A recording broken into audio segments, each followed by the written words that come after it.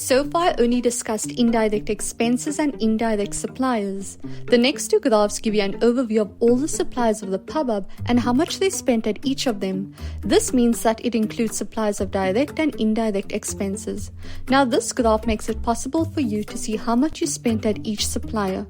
By clicking the drop-down list, you can select a supplier. In the header, you can see how much money the pub spent with Etsy in 2021. On the right side of the header, you can see the increase of the amount spent with Etsy compared to the year you chose in the Compare To box.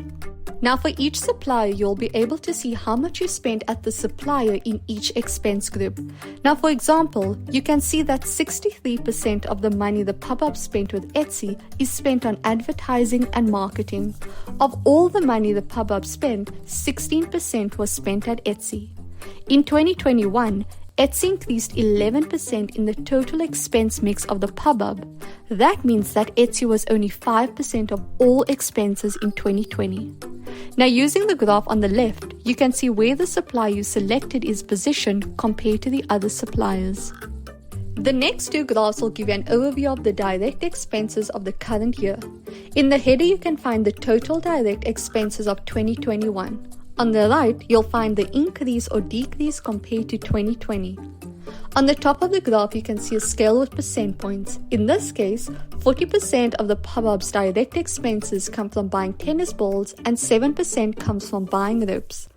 In the graph to the right, we can see which suppliers are related to which direct expense.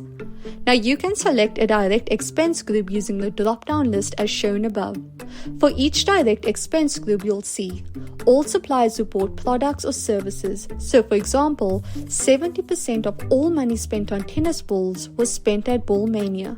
The total expense of tennis balls decreased by 17% in 2021 compared to 2020. The percentage of money spent on tennis balls in the total expense mix stayed the same in 2021 compared to 2020. Now here's a tip. Don't forget that in most cases, direct expenses go up when your production goes up. A decrease in direct expenses isn't always a good thing. It might just be that your sales are slacking. Now using all these tools on the dashboard, you're able to have a structured overview of where your cash is flowing to.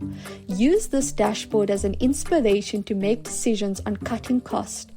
On the final dashboard, I brought your sales and expenses together.